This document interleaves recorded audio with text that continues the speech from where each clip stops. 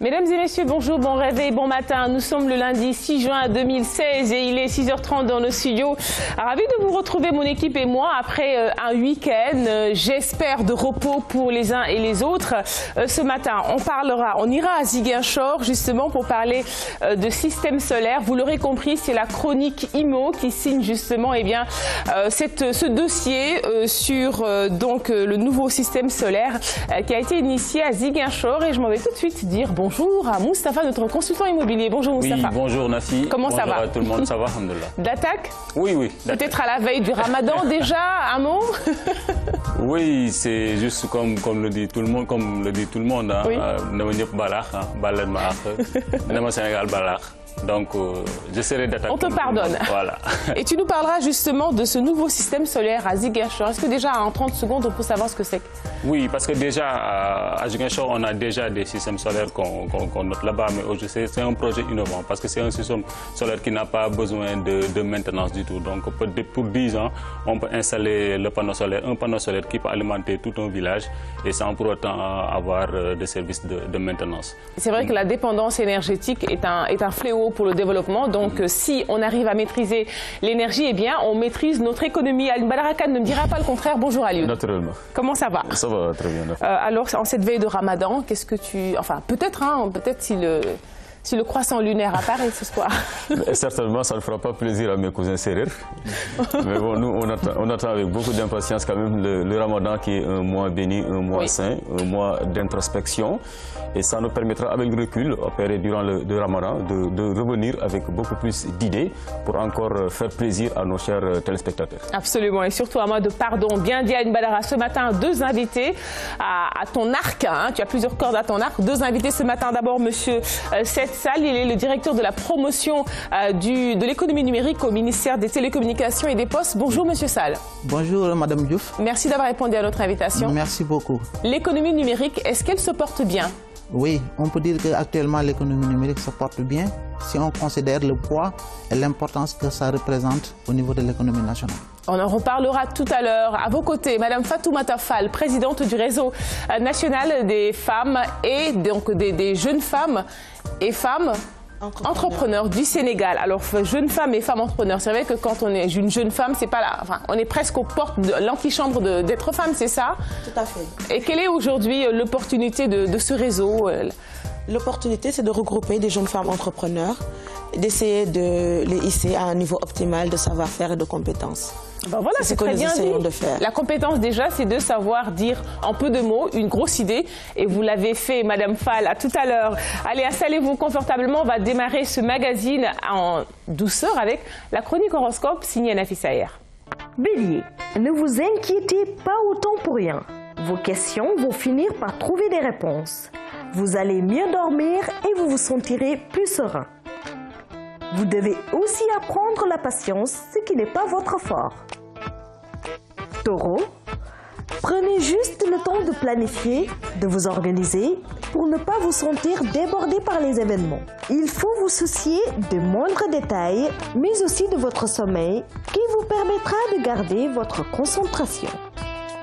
Gémeaux, vous êtes déçus car la vie ne vous apporte pas le lot d'excitation dont vous rêvez. C'est à vous de prendre les choses en main et d'organiser des fêtes et des sorties si vous voulez être satisfait. On n'est jamais mieux servi que par soi-même.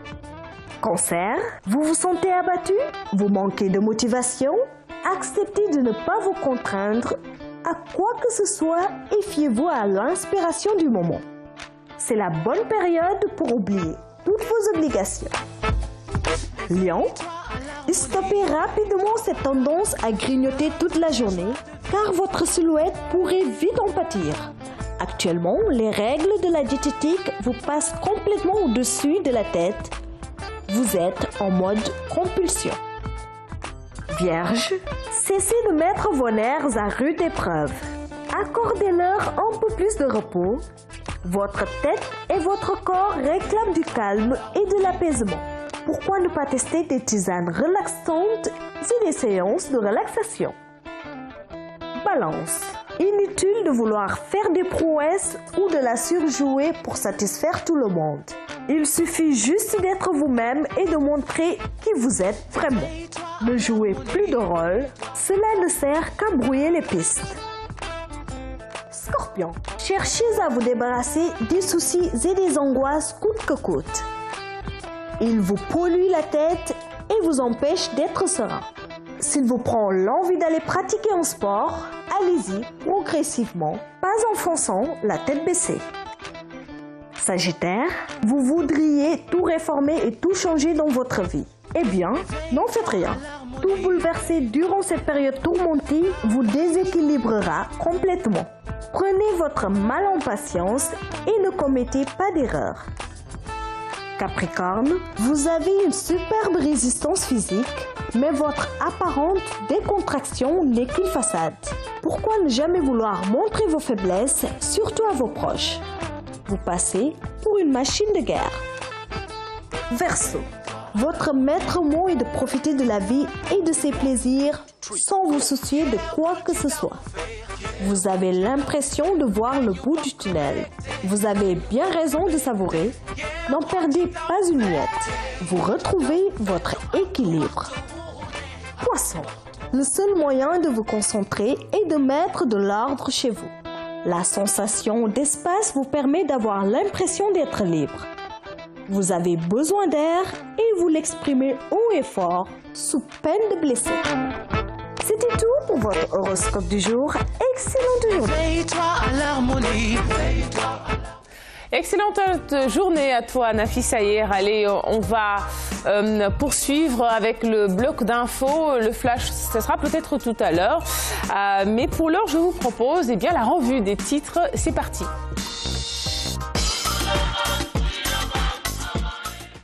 À la une du Soleil, cette 49e session de la CEDEAO à Dakar vers la création d'une banque centrale et d'un institut monétaire. Ainsi ont titré ce matin nos confrères. Et puis, toujours à lire à la une du Soleil, ces recommandations, les États invités à appliquer le TEC, le tarif extérieur commun entendé, et puis Ellen Johnson-Sirleaf, présidente en exercice de l'Union. Donc, une passation de service, on va dire comme ça.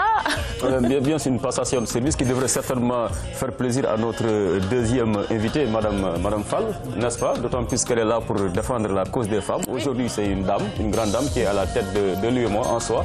C'est une avancée pour la femme africaine. Tout à fait. Absolument. Allez, c'est bien résumé. Anne Badara Khan. On poursuit, c'est une des quotidiens, on parle à présent. Non, mais on parle toujours. C'est vrai que ça a fait un peu les choux gras de la presse. Sud Quotidien aussi revient sur cette 49e session de la CEDEAO. Macky maintient Hadjibou Soumaré. Donc le Sénégal est toujours à la tête de la commission.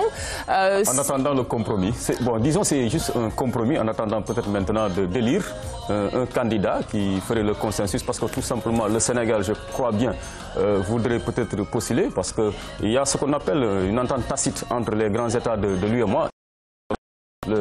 Notre sous-région ne pas sortir de ce cadre aussi, déroger à la règle comme on dit, parce qu'on sait que d'habitude, de manière générale, le gouverneur de la BCEAO, c'est un poste qui est dévolu naturellement à la Côte d'Ivoire, étant la locomotive, la première puissance de l'UEMOA.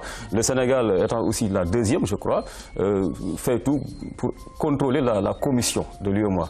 Même s'il y a eu une période où ça a été dirigé par un Burkinabé, cette fois-ci le Sénégal veut reprendre sa place, son rôle. Et voilà, pourquoi pas. Maintenant, en coulisses, les débats continuent. Et justement, Aline Badara, tu le disais à l'entame de tes propos de la semaine dernière par rapport justement aux APE, Macky accélère la cadence par rapport à ça. Et ça, c'était pendant cette 49e session. Et puis, on parle aussi de 14 pour nos Lions. Victoire au Burundi, 2-0, ça va? Ça va, c'est normal. C'est plus qu'on pouvait espérer, n'est-ce pas? Non. Ce qu'on pouvait espérer, je pense que battre le Burundi quand même c'est à Bujumbura, ce n'est pas un grand exploit pour le Sénégal quand on sait qu'actuellement le Burundi déjà d'une manière générale est un pays en crise. Certains de ces professionnels n'ont pas fait le déplacement parce qu'il y a des problèmes quand même au niveau interne dans leur équipe nationale. On sait qu'en Afrique, les équipes nationales traversent beaucoup de difficultés, par exemple sur le plan financier avec la logistique. là où le Sénégal a pu faire un déplacement en toute sérénité. L'État a mis les moyens, l'équipe nationale était déjà dans la zone des Grands Lacs depuis presque une dizaine de jours. Donc, pour s'acclimater, tout à fait, c'est important. Une possibilité que beaucoup d'équipes en Afrique n'ont pas. Donc je me dis que ça, c'était le minimum qu'on pouvait demander à ce groupe. Le plus difficile maintenant, ce sera de bien représenter le Sénégal au Gabon, parce que depuis 2006, le Sénégal ne parvient plus à s'extirper du premier tour. Et je pense qu'avec notre potentiel, on se doit quand même de jouer les grands rôles en Afrique. Et je suis vraiment optimiste. Il n'y a pas de quoi fanfaronner. C'est juste une chose tout à fait normale pour moi, que le Sénégal puisse se qualifier. Vaincre le signe indien, comme le dit Aline Badara Kane. Oui, Moustapha. Ce qu'il faut noter aussi, c'est de dire que Aliou Cissé est en train de rentrer dans le livre des records. Parce qu'à pareille époque, en 2012, on avait, je crois, 13 points. Là, on est à 15 points. Donc il reste aussi un match. Donc pour la première fois, le Sénégal va jouer carton plein, 5 matchs, 5 victoires. Mais devant quel adversaire, hein? Dans le groupe, on avait le Burundi, mais ce sont on a la Namibie, on a le Niger. Ce n'est pas quand même de grandes équipes en Afrique. Certes, on se qualifie, on prend, mais il n'y a pas de quoi bomber le torse pour dire qu'on a réalisé un exploit retentissant. Bon. L'exploit qu'on attend de l'équipe nationale du Sénégal, c'est au moins d'être présent dans le carré d'association. Je propose de poursuivre le débat. Non, mais j'ai deux experts footballistiques. Je propose de poursuivre le débat. Après la revue des titres, on va d'ailleurs terminer la une de Sud Quotidien avec cette information. Alors, les anticipés de Philo seraient boycottés. En tout cas, c'est ce que préparent les syndicats. On en saura davantage tout à l'heure lors des prochains quotidiens, prochaine une enquête. Le Sénégal garde son bien. Ainsi titre nos confrères pour parler justement de cette prolongation de mission pour le Sénégalais Agibou Soumaré à la tête de la commission de l'Union. La Tribune nous parle de musique. Wally fait le plein à Bercy. C'est ce que titre ce matin La Tribune. Alors vous allez le voir, une autre une est plutôt mitigée. C'est comme ça aussi à la presse. Il réussit son pari, son pari aussi bien un jeu de mots, le pari comme aussi le pari capital, enfin Paris, capitale de la France plutôt, féminin. L'évidence n'est pas d'accord. Pour l'évidence, Wally a tout simplement perdu, c'est ce que je comprends de ça, le Farah Marraine, il perd sa couronne. C'est ce que titre l'évidence pour parler de la soirée de Wally Seck à Bercy. Les autres éditions ou les autres quotidiens, les infos nous diront ce qui s'est réellement passé. On passe à Réumi qui nous parle dans sa une d'éducation. Les hussards noirs se radicalisent, menace sur les anticipés de philosophie et puis une semaine sans école du préscolaire au supérieur, plainte contre l'État à l'OIT et au BIT. Voilà, c'est ce que titre ce matin nos confrères de Réumi Quotidien. Direct Info, État et enseignants assumés, c'est une sorte de billet que nos confrères ont signé pour sonner encore une fois, tirer sur la sonnette d'alarme. Éducateurs, on ne peut pas avoir le beurre, l'argent du beurre, et puis la fermière, et pouvoir respecter vos engagements. Voilà cette une que nous proposent ce matin nos confrères de Direct Info. On poursuit toujours parlant d'éducation, grève des enseignants, menace sur le bac, alerte nos confrères de Grand Place. Voilà, c'est ce que titre ce matin nos confrères de Grand Place. Et puis les profs de philo boycottent l'épreuve anticipée de mercredi déjà. Ils sont dans les secrets des dieux. SAEMS, QSEMS, grand cadre porte plainte aujourd'hui. Et puis énième proposition de plan de sauvetage de la COSITEP. Voilà, sauver l'école, c'est ce que dit Grand Place ce matin. On termine avec Stade, et Stade qui ne pouvait pas rater, même s'il est spécialisé entre autres dans le football, ce décès d'un mastodonte, d'un énorme sportif, immense talent, Mohamed Ali, casus clé de son premier nom de baptême, Mohamed Ali s'est éteint, sa légende brille à 74 ans. Aline Badara Kane, on ne peut pas ne pas faire un tour de plateau. Déjà, notre invité, M. Sall, est-ce que vous connaissiez Mohamed Ali?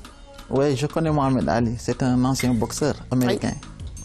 Qui vraiment Qu'est-ce que vous pouvez retenir de lui, de sa mémoire? Je pense qu'il a été parmi les premiers boxeurs quand même à honorer même la peau noire en Amérique.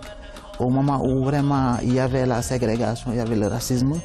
Donc il s'était imposé comme champion et quelqu'un quand même qui était un star dans ce qu'il était en train de faire, mais également qui, au-delà même des États-Unis, symbolisait même toute la race noire. Donc c'était vraiment une fierté à une époque donnée. Donc vraiment, nous prions sur Allah pour qu'il l'accueille au paradis. Je pense qu'il était même converti et c'est ça qui lui avait donné depuis le nom 1964, je crois, enfin depuis les années 70. Madame Fall, Fatoumata Fall, un mot sur Cassius Clay, même si vous vous occupez de femmes et de jeunes femmes quand même. Oui, mais j'aime bien le personnage de Cassius Clay qui est devenu Mohamed Ali plus tard. Tout simplement d'abord parce qu'il a pris la religion musulmane, mais surtout parce qu'il a défendu les causes des Noirs au niveau des États-Unis. À un moment où c'était pas évident. À un moment où c'était vraiment pas évident. Absolument. Et il a été reconnu peut-être en 2005 seulement par le président Bush. C'est là qu'on l'a honoré, alors qu'au moment où il le faisait, c'était pas évident pour un noir d'avoir, comme il dit, d'avoir une grande gueule. Absolument, oui. Pour reprendre ces mots. Tout à fait. Et c'était une grande gueule, on va y revenir. Moustapha. Moi, je retiens de lui un rassembleur, un homme de paix. Et puis, ce que je retiens encore plus, c'est quand il a refusé de partir au Vietnam, parce qu'il refusait de tuer des personnes, parce qu'il disait que voilà, ces personnes n'avaient rien fait, donc ils ne pouvaient pas venir là-bas les bombarder. Donc, il avait refusé de participer au Vietnam. Et après, des années plus tard, les gens venaient de comprendre pourquoi il avait pris cette décision. Et il précisait d'ailleurs que ses ennemis, ce n'étaient pas les Vietnamiens, mais c'était plutôt les Blancs. Aïn Badara, un mot sur Mohamed Ali. Mais comme à l'image en tout cas de ceux avec qui je partage le plateau, c'est quand même une perte pour l'ensemble de la communauté noire. Mohamed Ali, parce qu'il aimait se faire appeler ainsi. Cassius Clay, selon lui, c'était le nom d'esclave. Donc, avant de se faire appeler, de se baptiser en tout cas Mohamed Ali, il s'appelait tout simplement Cassius X pour montrer un peu son engagement, comme à l'image de Malcolm X, qui était un peu son mentor. Et il a pu quand même profiter de son art, user de son art pour plaider la cause de ses semblables noirs. Quand il était sur le ring, au-delà du simple fait sportif, au-delà de la boxe, il véhiculait un message fort, un message d'engagement pour montrer à l'homme noir qu'il se doit de prendre son destin en main, de ne pas se faire piétiner dans cette Amérique ségrégationniste des années 60. C'est pour cela qu'il a refusé d'aller au Vietnam, non pas parce que c'est un couillon, loin de là, c'est quelqu'un qui, quand on fait de la boxe, c'est parce qu'on est hyper courageux. Mais c'était tout simplement une façon pour lui de marquer le coup et de dire à cette Amérique, à la limite raciste, parce que ce n'était pas toute l'Amérique qui était raciste quand même, parce qu'aux côtés de ceux-là qui se battaient pour l'émancipation de l'homme noir, il y avait beaucoup de blancs qui étaient là, pour leur dire que moi je ne vais pas aller au Vietnam, participer carrément à l'asservissement d'un peuple, alors que ici, dans mon pays, on est asservi. Donc ce serait un peu contradictoire. Absolument. Et ça a été très fort. À l'époque, ça fait débat dans cette Amérique puritaine, mais aujourd'hui, l'histoire, les faits lui ont donné raison, et Mohamed Ali restera à jamais gravé dans les annales de l'histoire. D'ailleurs, je pense qu'il y a une étude qui a été sortie au tout début des années 2000 pour dire que c'est le plus grand sportif du siècle passé, de tous les temps. Donc c'est pour vous dire l'ensemble de son œuvre. Absolument. Et tout à l'heure, Aïn Badara, tu as employé un mot piétiné. Alors c'est le seul justement qui, dans le boulevard de l'Hélice des Biens, a vu son étoile sur les murs et pas justement au sol, parce qu'on ne piétine pas, disait-il, le nom de Mohamed. Paix et salut sur lui. C'est très fort. Hein. Alors on va terminer cette une de Stade et je vais vous proposer justement un élément sur Mohamed Ali. La une de Stade, évidemment, on ne pouvait pas non plus rater. Eh bien, ce Burundi-Sénégal, CAN 2017, 2-0 en faveur de nos Lions. Et le commentaire de nos confrères de Stade, eh bien, les Lions vers un sans faute. Voilà. Merci d'avoir vu cette revue, d'avoir suivi cette revue des titres. Je vous propose justement un élément qui revient à peu près, parce que c'est une longue vie, c'est une riche carrière, quelques éléments de la vie de Mohamed Ali. C'est parti. Cette semaine sur le ring, le boxeur américain Mohamed Ali affronte le poids léger de la BBC, Sir Michael Parkinson. On est en octobre 71, les cheveux se portent longs sur l'oreille et les coupes afro ont la cote. Can I ask what the problem is, if it is indeed a problem to you, about being regarded as one of the world's most attractive men? No, I don't pay no attention to it. I don't consider myself no attractive man. People like Tom Jones. wasn't that rank, and ever especially, I'm not nothing like that. I mean, people for years have been saying you're one of the most attractive men in the world. I know it. I was just... Avant de devenir un beau gosse sûr de son charme et la star planétaire de la boxe, Mohamed Ali s'appelait Cassius Clay. Il a grandi dans l'Amérique était encore en pleine ségrégation raciale. When was your first recollection as a child of being a second-class citizen, being treated like one? No, more 16th class. And I always ask my mother, I said, Mother, how come is everything white? I said, why is Jesus white with blonde hair and blue eyes? Why is the Lord's Supper all white men? Angels are white. I said, Mother, when we die, do we go to heaven? She said, naturally we go to heaven. I said, oh, I know. If the white folks was in heaven too, then the black angels were in the kitchen preparing the milk and honey. Le boxeur a le sens de la formule et le goût du combat. Dans les années 60, il s'oppose à la guerre du Vietnam et lutte pour les droits civiques. En 64, Cassius Clay rejoint la Nation of Islam et se convertit. Il change de nom, d'abord Cassius X, en hommage à son ami Malcolm, puis devient Mohamed Ali. Wouldn't it make more sense and cause less pain all round in the struggle in this battle if it was integration rather than separatism? I mean, why do you reject integration? When you say integration, it comes under intermarriage too, right? All right. being together. Right, sure. Well, listen, no woman on this whole earth, not even a black woman in Muslim countries, can please me and cook for me and socialize and talk to me like my American black woman. No woman, and last is a white woman, can really identify with me and my feelings and the way I act and the way I talk. I'm sad because I want to blot out my race and lose my beautiful identity. Chinese love Chinese. They love the little slanted-eyed, pretty brown-skinned babies. Pakistanis love their culture. Jewish people love their culture. Who want to spot up yourself and kill your race? I want to be with my own. I love my people. That's all. I don't hate nobody. Pas facile d'enchaîner après ça. En ces temps d'élection présidentielle américaine, une question Maison-Blanche peut-être? Would you like to be president? No. No? No, sir. Too dangerous. Like, in other words, here's a ship. People are dancing on the ship. A lot of money's on the ship. A lot of food's on the ship. And I cannot integrate on the ship. Now, all of a sudden, the man tells me, say, come on down, I'll leave out of the galley. I want you to come up here and here, have something to drink. What do you want? And giving me #1 spot. From the galley to the #1 spot. I said, this ship must be sinking. Why is he...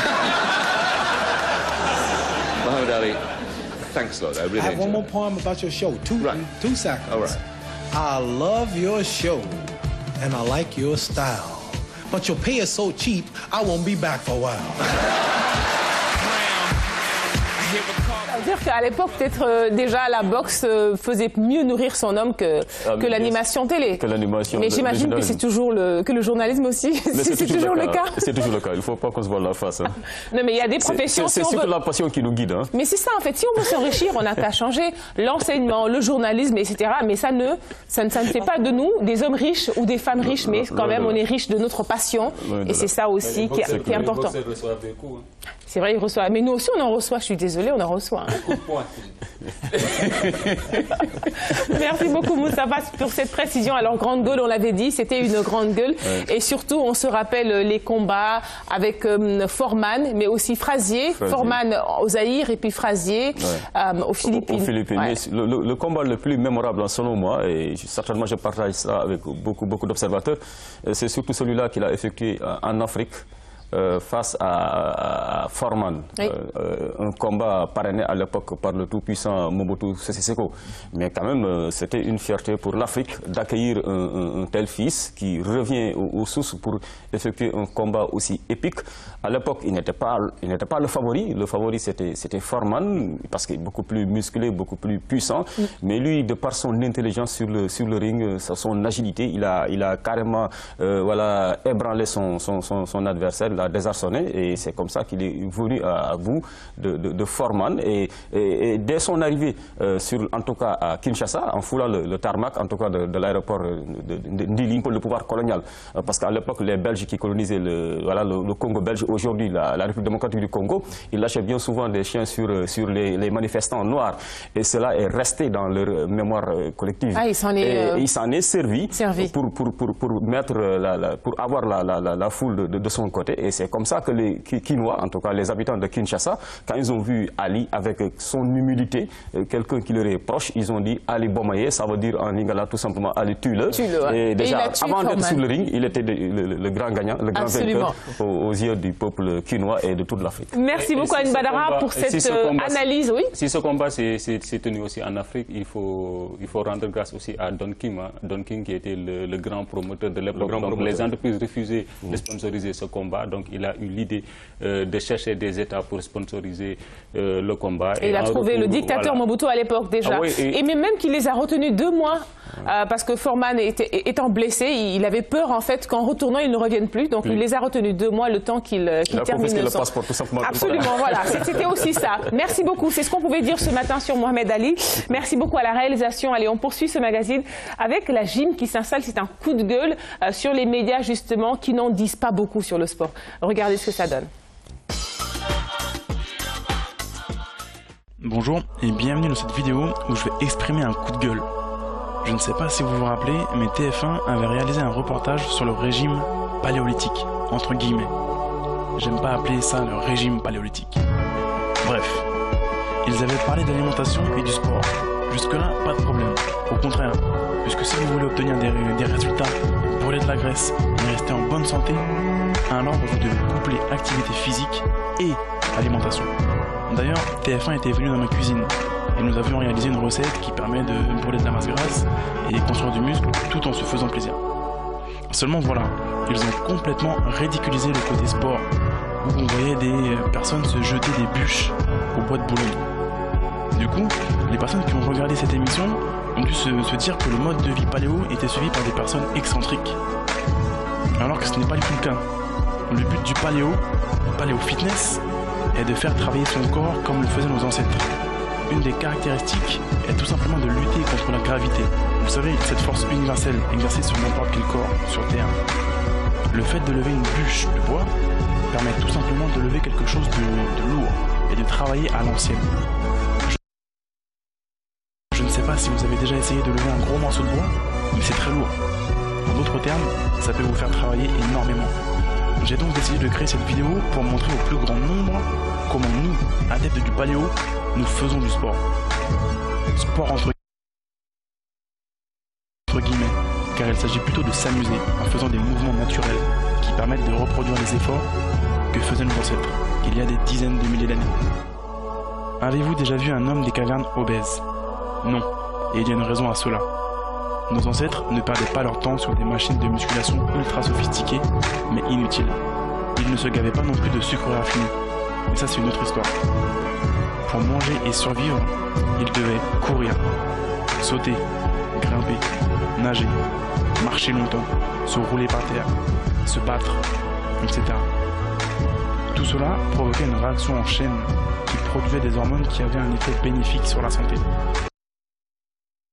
tels que le développement de la masse musculaire, du système cardiovasculaire, ainsi que la fonte de la masse grasse. Mais vous savez quoi? Aujourd'hui, nous disposons toujours des mêmes gènes et nous fonctionnons exactement de la même manière que nos ancêtres. Vous pouvez faire exactement la même chose et retrouver ou conserver une santé explosive.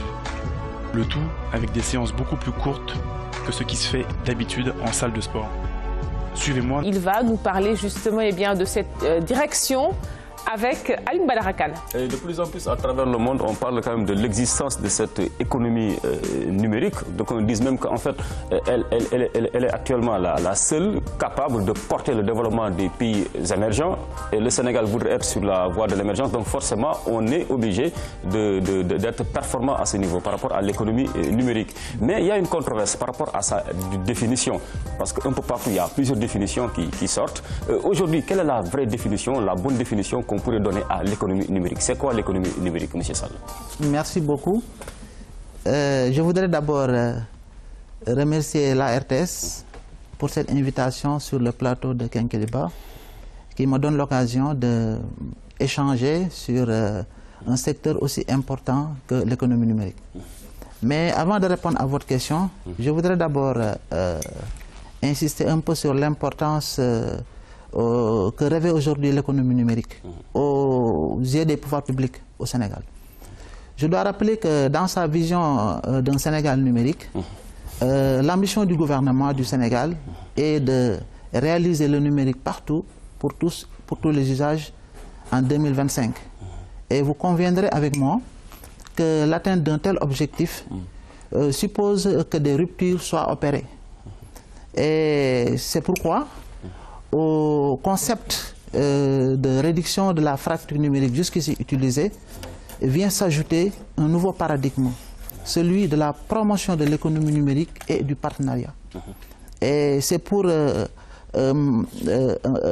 marquer son engagement, sa volonté à matérialiser cette rupture, que son Excellence le Président de la République, M. Macky Sall, a pris la décision de créer la direction chargée de la promotion de l'économie numérique et du partenariat, qui a pour entre autres missions donc de structurer, de fédérer l'écosystème de l'économie numérique, mais également de soutenir, de promouvoir tous les projets et toutes les initiatives qui entrent dans le cadre de la promotion de l'économie numérique, d'animer le secteur. Ok. Oui. Alors, par rapport à ma première question, M. Sall, parce que c'est quand même... Maintenant, par rapport à votre question, la définition de l'économie numérique, donner à ça. Comme vous l'avez si bien dit, je pense qu'il y a plusieurs définitions, plusieurs acceptions qui tournent autour du concept de l'économie numérique. Mais la plus simple pour qu'enfin les Ce qu'on peut retenir, c'est que l'économie numérique, en fait, ce n'est pas une économie de plus, encore moins une économie isolée. C'est tout simplement l'évolution, je dirais même la transformation, la mutation des secteurs et des filières économiques suite à la diffusion et à l'intégration des technologies de l'information et de la communication. Comme vous le savez, la révolution numérique s'est opérée. Et il y a eu naturellement une diffusion, une propagation des technologies de l'information et de la communication qui sont venues s'intégrer dans les secteurs et filières classiques. Et suite à ça, il y a maintenant l'apparition de nouveaux mécanismes de création de richesse, de nouvelles modalités de création de valeur. Et c'est l'ensemble de ces mécanismes de création de richesse et de ces modalités de création de valeur qui sont dues à la diffusion et à l'intégration des technologies de l'information qu'on a regroupées sous le vocable d'économie numérique. Mais au Sénégal, à l'heure actuelle, peut-on réellement parler de l'existence d'une économie numérique quand on sait que le haut débit n'est pas encore carrément effectif? Ce n'est pas encore une réalité au Sénégal. Oui. Alors que cela est indispensable pour pouvoir prétendre à une économie numérique vraiment développée. Merci. On peut parfaitement parler d'une économie numérique si on en juge par l'impact que l'économie numérique aujourd'hui, son poids dans le PIB national. Aujourd'hui, la contribution du numérique dans le PIB est de 3,3%. Mais le haut débit est encore un luxe, M. Sall. Il n'y a pas une certaine contradiction là à ce niveau?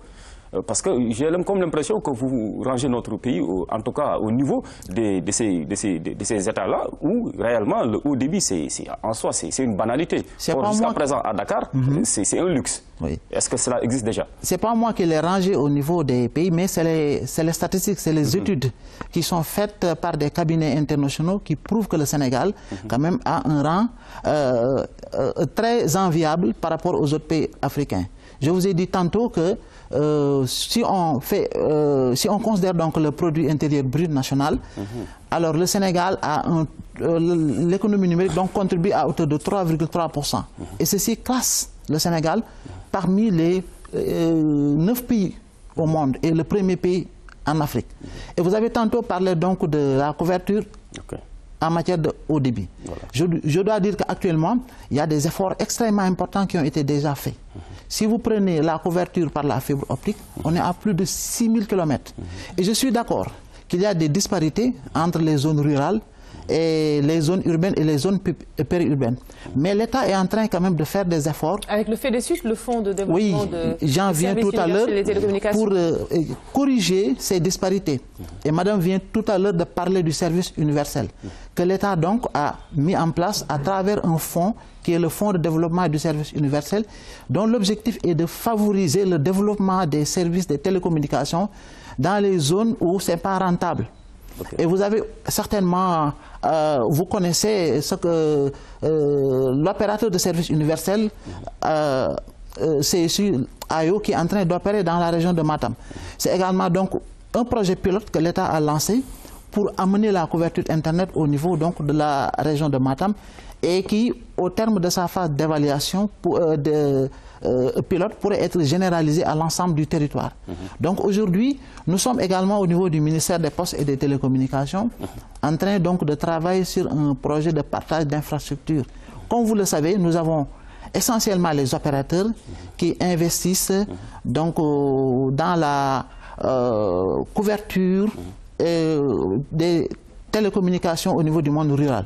Et aujourd'hui, donc, on a constaté qu'il n'y a pas encore une stratégie de mutualisation des infrastructures. Quelquefois, vous allez dans une zone, vous trouvez 3 opérateurs qui, à peu près, pouvaient utiliser la même infrastructure, alors que dans d'autres zones, il n'y a pas donc de couverture. Est-ce que ces zones-là, malheureusement, intéressent à l'heure actuelle, pour l'instant, disons, les opérateurs qui sont ici au Sénégal? La preuve, on a vu que beaucoup de ces opérateurs, en tout cas, n'ont pas daigné répondre à cet appel d'offres-là de l'État du Sénégal par rapport à l'obtention, en tout cas, à l'octroi de la licence 4G. Cela montre quelque part que peut-être il n'y a pas tellement d'intérêt pour eux. Bon, en fait, comme on l'a dit tantôt, les opérateurs, comme vous le savez, c'est des investisseurs. Donc, ils regardent là où il y a plus de valeur ajoutée. C'est dans ces zones-là qu'ils vont investir. C'est naturellement la raison pour laquelle l'État du Sénégal a développé donc la politique de service universel pour corriger ces disparités. Là où les opérateurs ne sont pas, en tout cas, n'ont pas envie d'investir, l'État donc, par le mécanisme donc de la politique de service universel, donc, essaie d'amener les services de télécommunication dans ces zones. Et vous avez tantôt parlé de la licence 4G que les opérateurs, en fait, dont le premier appel n'avait pas eu de réponse par rapport aux opérateurs. Je crois que la raison, c'était pas que ce n'était pas rentable. Et aujourd'hui, donc, l'État du Sénégal est en train donc, de voir avec les opérateurs pour finalement trouver un compromis autour donc, de la vente de cette licence. Et même certains opérateurs sont prêts à casquer fort. Absolument, tout à fait. Certains opérateurs actuellement installés au Sénégal. Bien sûr. Oui. Ok. Alors, quels sont ces secteurs d'activité-là qui réellement tirent profitent en tout cas, disons, de l'économie numérique? Si vous le permettez également, toujours dans l'optique d'amener les technologies de l'information et de la communication dans le monde rural, aujourd'hui, l'État du Sénégal développe beaucoup de projets. Des projets qui portent sur le désenclavement numérique du territoire, des projets qui portent également sur l'intégration dans l'éducation et dans le genre. C'est la raison pour laquelle tout récemment, les 18 et les 19, nous avons réuni donc, dans un atelier l'ensemble de ces projets qui sont des projets extrêmement importants qui concernent le désenclavement numérique pour les partager, pour essayer de les mettre en synergie. Oui. Ok. Et là, donc, vous parlez du maillage du territoire national par le réseau numérique. Tout à fait. Par rapport, en tout cas, surtout à l'impact, quels sont ces secteurs-là qui réellement tirent profit à l'heure actuelle, disons, moi, pour répondre à votre question, je dirais que pratiquement tous les secteurs d'activité sont aujourd'hui impactés par l'économie numérique. Et mieux, il y a, comme je l'ai dit tantôt, l'apparition de nouveaux mécanismes de création de richesses. Aujourd'hui, si vous prenez le secteur financier, avec l'apparition de ce qu'on appelle les services financiers digitaux, tout ce qui est transfert d'argent, tout ce qui est mobile banking. Donc, vous voyez que c'est un secteur aujourd'hui qui, de bout en bout, est traversé par les technologies de l'information et de la communication. Aujourd'hui, les services financiers digitaux sont extrêmement importants et sont en train d'impacter réellement l'économie et de modifier même le quotidien donc, des citoyens. Donc, c'est un secteur qui est aujourd'hui au cœur de la révolution numérique. Alors moi, ça me permet de poser la question de savoir finalement à quoi peuvent s'attendre ou que peuvent attendre les Sénégalais de cette économie numérique. Et aussi peut-être un appel que vous leur lancerez en direction de développer des services pouvant concourir à la promotion de cette économie numérique. Déjà, à quoi peuvent-ils s'attendre? L'économie numérique aujourd'hui a véritablement amélioré, modifié, amélioré même le quotidien des Sénégalais. Je pense qu'aujourd'hui, du matin au soir, ça fait partie même de notre vie. Donc chacun aujourd'hui est connecté. Nous entrons dans un monde de plus en plus connecté. Et aujourd'hui, on parle même des objets connectés. Et en termes d'impact dans leur vie quotidienne, c'est une amélioration quantitative en termes d'emploi. Parce qu'aujourd'hui, vous n'êtes pas sans savoir que beaucoup d'emplois aujourd'hui sont impactés par l'économie numérique. Que ce soit des emplois qui sont nés directement de l'économie numérique ou bien des emplois qui sont nés de l'impact de l'économie numérique sur les autres secteurs. Notamment avec les nouveaux services de les paiement, nouveaux services, tout ce qui est téléservice. Oui. Donc c'est quelque chose donc, qui est devenu une réalité. Mais également, je pense que en termes même de disparité, d'inégalité, donc les TIC permettent aujourd'hui de réduire les inégalités. En termes également d'accès au niveau du service, des services publics aux usagers, avec tout ce qui est administration électronique, il y a quand même des révolutions qui ont été faites avec l'agent d'informatique de l'État qui est chargé de la modernisation de l'administration, mais également qui est chargé donc de rendre accessibles les services publics aux usagers. Il y a des efforts extrêmement importants qui sont en train d'être faits. Et le ministère des Postes et des Télécommunications est en train aujourd'hui de finaliser une stratégie nationale pour amener le Sénégal vers ce qu'on appelle le Sénégal numérique. Jusqu'à présent, dans toutes les activités quotidiennes, donc le Sénégalais, le citoyen, donc pourra utiliser les technologies de l'information et de la communication pour améliorer donc ses activités. Alors vous parlez en tout cas de la modernisation de l'administration, mais je me dis que jusqu'à présent, à ce niveau, il y a des efforts à faire. Par exemple, juste pour avoir un extrait de naissance au Sénégal, on est obligé de se déplacer. Quelle que soit en tout cas la distance de son lieu de naissance, on est obligé de se déplacer. Donc à ce niveau, on n'a pas encore tellement fait de progrès. Alors qu'il est question de dématérialiser les rapports entre l'administré et l'administration. Oui, je crois que vous avez quand même touché du doigt un problème extrêmement important. Il faut reconnaître que l'agent d'informatique de l'État, quand même depuis un certain nombre d'années, est en train de faire un travail extrêmement important. Donc en termes de modernisation de l'administration, sur le plan de l'équipement, sur le plan également de la connectivité des structures et sur le plan également de la formation du personnel. Mieux, il est en train donc de travailler pour permettre un accès donc des usagers, des citoyens, donc aux services publics à travers la dématérialisation des procédures. Mais comme vous le savez, c'est un processus.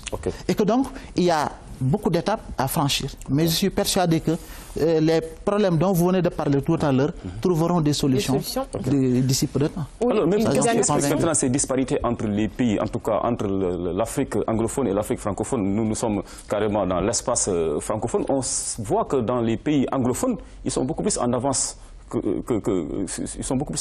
les pays